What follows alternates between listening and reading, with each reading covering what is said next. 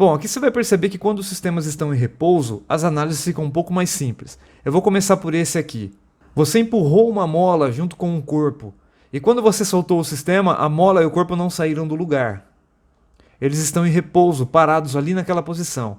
Calcule o coeficiente de atrito estático máximo, sabendo que esse sistema está na iminência de escorregar. Essa palavra aí é bacana. Isso significa que o sistema está no limite, ou seja, atua sobre ele a força de atrito estático máxima.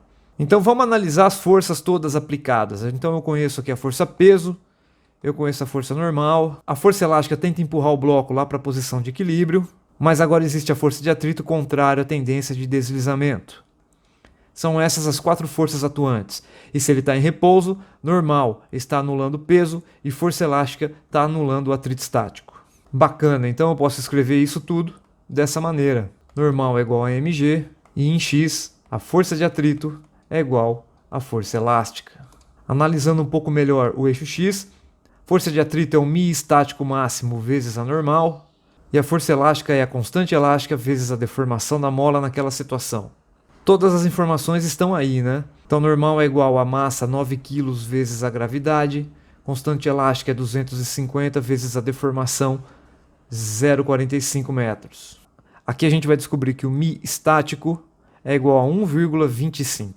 Repetindo, eu só posso usar esta expressão aqui quando o sistema está na iminência de escorregar, ou seja, qualquer força acima dessa força elástica aqui vai colocar o sistema em movimento. Beleza, né? Vamos analisar mais um sistema aqui. Um sistema de 3 corpos amarrados dessa maneira. Eles estão em repouso e na iminência de escorregar novamente. Então atua sobre este corpo aqui um atrito estático máximo. Vamos determinar o coeficiente de atrito. Só tem atrito entre esse corpo e o solo porque ele é o único cara que está em contato com uma superfície aqui. Os outros dois estão pendurados. Bom, se você fizer análise de forças nesse camarada, aqui a gente vai ter o peso, 100 newtons. Normal, também 100 newtons. Uma tração para a direita, vamos chamar de T1. E uma tração para a esquerda, vamos chamar de T2. A tração T1 não é igual à tração T2, porque afinal de contas, esse corpo de 6 kg possui um peso de 60 newtons, então a tração nesse fio tem que ser 60 newtons, já que ele também está em repouso, certo? Então essa tração T1 é de 60 newtons. Enquanto lá do outro lado, esse camarada possui um peso de 40 newtons, então uma tração nesse fio de 40 newtons, ou seja, a tração T2 mede 40 newtons. Esse corpo de 10 kg só está em repouso porque é necessário um atrito para a esquerda para poder equilibrar. Legal? Então fazendo análise em x, tudo que está para a direita tem que ser igual a tudo que está para a esquerda. Rearranjando os termos, a gente vai ter força de atrito igual a 60 menos 40. Essa força de atrito tem que valer 20 newtons. Estamos na condição da iminência de escorregamento, então esse atrito é o máximo. Ele pode ser calculado como μ estático vezes a normal. Normal é igual a 100, isso aqui é igual a 20. Então o μ estático é igual a 0,2 e é isso aí. E esse tipo de experiência você pode fazer na sua casa. Não é uma montagem difícil. Outra experiência tranquila de se fazer em casa é essa daqui. Basta ter um transferidor para calcular o coeficiente de atrito estático. Coloque um objeto sobre um plano inclinável e vá aumentando a inclinação até o momento em que ele começa a deslizar. Você precisa notar apenas o ângulo máximo que esse sujeito chegou antes de começar a deslizar. Qualquer valor de θ acima desse θ máximo rompe o atrito estático máximo. Então nessa condição θ máximo ainda existe o repouso e o corpo está na iminência de escorregar. É essa situação final aqui que a gente vai estudar, beleza? Então como é que eu descubro o coeficiente estático aqui? Vamos fazer a nossa igualdade de forças e bem rápido aqui, ó. Nós temos o Px, mg seno de θ, e aqui é o θ max, tem que ser igual à força de atrito, μ estático, vezes a normal. E a força normal, ela deve ser igual ao Py, que é mg vezes o cosseno de θ max. Então em y, normal é igual a mg cosseno de θ max. E em x, a força de atrito, μ estático vezes a normal, é igual a mg vezes o seno de θ max. Substituindo aqui a normal, nós vamos ter mg cosseno de θ max, tudo isso igual a mg seno de θ max. O bacana é que a gente vai ter massa dos dois lados, gravidade dos dois lados. Então, μ estático é igual. Eu vou passar o cosseno dividindo seno de θ max dividido pelo cosseno de θ max. Da trigonometria, a gente sabe que seno do ângulo dividido pelo cosseno do ângulo é dado pela tangente daquele ângulo. Olha só que interessante. Independente do objeto que esteja em cima desse plano inclinado, basta medir a inclinação máxima desse plano antes do objeto deslizar e a gente descobre o coeficiente de atrito estático entre o objeto e o plano. Basta tomar a tangente desse ângulo. Essa experiência é muito simples a gente fazer nos laboratórios de física. E é a forma experimental mais simples de se conseguir o coeficiente de atrito estático. Vamos olhar para outros tipos de exercícios agora. Vamos pegar esse aqui, por exemplo. Considere um caminhão com um bloco sobre a carroceria. Agora existe atrito entre o bloco e essa carroceria. E se a aceleração do caminhão for muito alta, suponha que esse caminhão acelere para frente.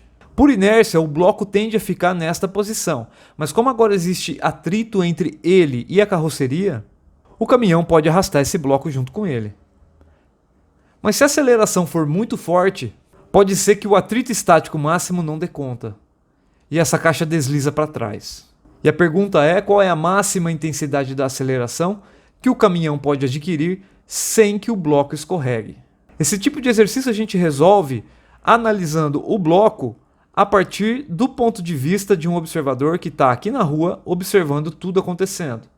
Porque para esse observador, aquele bloco possui uma aceleração para a direita, igual a do caminhão. Então, por consequência, a força resultante sobre o bloco também é para a direita.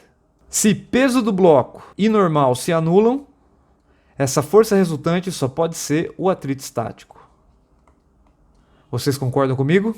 Vamos considerar agora que o caminhão pisou no acelerador e esta aceleração é a aceleração limite. Ou seja, acima dela o bloco escorrega. Isso significa que o atrito estático é o atrito limite. Então a gente pode calculá-lo como μ estático vezes a normal. Se aplicarmos a segunda lei de Newton nesse bloco, força resultante é o atrito estático, então a gente vai ter essa condição aqui. De novo, cancela a massa em ambos os lados. E a aceleração máxima é dada por μ estático vezes a aceleração da gravidade. Olha que bacana. Perceba que independe da massa do bloco. Só depende do tipo de material que o bloco e a carroceria são feitos. E essa informação está contida no μ estático. Fácil de analisar? Vamos ver mais um. Tente analisar o que está acontecendo nesse sistema aqui. Eu estou empurrando o corpo B e o corpo A está em contato, mas o corpo A não está grudado. Se essa força F for suficientemente grande, esse corpo A não desliza e vai caminhar para frente com a mesma aceleração do corpo B. Porque existe atrito entre eles e esse atrito se opõe à tendência de deslizamento. Neste problema, eu conheço a massa do corpo B e a massa do corpo A. Além disso, eu conheço o coeficiente de atrito estático máximo entre B e A. Mas vamos considerar aqui, para simplificar o problema, que não existe atrito entre B e o solo. Mas eu quero calcular a força F mínima para que o A não deslize. Se eu diminuir muito a força F, em algum momento o A desliza. O primeiro passo a se fazer aqui é calcular a aceleração do sistema. Porque, afinal de contas, a gente tem um corpo só, composto por A mais B, sendo empurrado por uma força F. Então, se eu aplicar a segunda lei de Newton aqui, eu devo considerar a soma das massas para descobrir a aceleração deles. A força resultante é o próprio F. Então, a aceleração é F dividido pelas massas. Agora vamos dividir o sistema e analisar as forças individualmente. Vou começar pelo corpo A. Nós já sabemos que o atrito é dado por isto aqui. Está se opondo à tendência de deslizamento, que é provocada pela força peso do corpo A. O corpo A está em contato com o corpo B, então existe uma força normal, que a gente vai chamar de normal A. É esta força normal utilizada para calcular a força de atrito. Além disso, ela é a resultante sobre o corpo A, já que peso e atrito vão se anular. Então, aplicando a segunda lei de Newton no corpo A, a gente vai ter o seguinte: força resultante é igual a massa vezes a aceleração, força resultante é normal, aqui a gente vai ter MA vezes a aceleração, e a aceleração é dada por aquilo ali. Vocês concordam com essa equação? Essa análise a gente fez ao longo do eixo X. Ao longo do eixo Y, A gente já sabe que a força de atrito tem que ser igual ao peso do objeto. E aqui a gente isola a normal, que é dado pela massa vezes a gravidade dividido pelo coeficiente de atrito estático. Perceba agora que eu tenho essa equação da normal e eu posso substituir nessa outra expressão. Fazendo essa substituição, eu posso escrever que MAG sobre μe é igual a MAF sobre as somas das massas. Dessa forma, eu consigo isolar F, e dessa forma eu posso escrever que a força F é igual à soma das massas vezes a gravidade dividido pelo coeficiente de atrito estático. Essa é a força mínima que eu consigo aplicar para manter o corpo A em repouso ao longo do eixo Y. Perceba que a gente nem precisou analisar o corpo B isoladamente, mas foi importante a gente ter calculado a aceleração do sistema em função da força F lá no início. Como último exemplo, eu quero resolver este aqui, porque você também consegue fazer isso aqui na sua casa. Estenda um pano de prato sobre a mesa, deixando um pedaço para fora. Dependendo do tamanho do pedaço que fica aqui para fora, ele pode puxar todo o resto do pano e ele cai no chão. Ou seja, você rompeu o atrito estático máximo entre aquele pedaço de pano que está sobre a mesa e a mesa. Se eu conheço o coeficiente de atrito estático 0,5 entre o pano e a mesa, e eu sei que ele está na condição na iminência de escorregar, eu quero calcular o comprimento de pano que fica sobre a mesa. Aqui existem algumas considerações importantes, e a primeira delas está aqui em cima. A densidade do pano é constante. Isso significa que o pano é homogêneo. Dessa forma, a gente escreve densidade como sendo a massa dividido pelo comprimento. Você pode trocar a massa pela densidade do pano vezes o comprimento que você está considerando. E isso é importante porque a densidade é constante. Você vai perceber que você vai poder cortar a densidade no final do problema. Esse sistema aqui, ele pode ser trocado por algo muito parecido com isto, onde um bloco de massa A está sobre a mesa e com atrito, preso a um bloco de massa B pendurado. Aqui tem a polia ideal. O sistema está em repouso. Isso significa que MB vezes G é igual à tração no fio, e a tração no fio ainda é igual à força de atrito sobre o ar. Então, analisando o corpo A, a gente pode escrever o seguinte: força de atrito sobre ele, já que ele está na iminência de escorregar, é o coeficiente estático vezes a normal. Isso aqui tem que ser igual à tração no fio, e a tração no fio é igual ao peso do corpo B. Então, a normal no A é a massa dele vezes a gravidade, é igual ao peso, e aqui a gente tem MB vezes G. Se a gente fez a análise correta lá no começo do problema, a gente pode trocar a massa deles pela densidade vezes o comprimento que a gente está considerando. Acho que você concorda comigo que se o comprimento total do pano é 60 centímetros e o comprimento que está sobre a mesa é L, esse comprimento pendurado é 60 menos L. Então a gente pode trocar a massa de A pela densidade do pano vezes o comprimento L, e a massa do corpo B pela densidade do pano vezes o comprimento 60 menos L. Antes de escrever mais uma linha, eu vou cortar as gravidades. Então fica μ estático vezes a massa A, que é a densidade vezes L.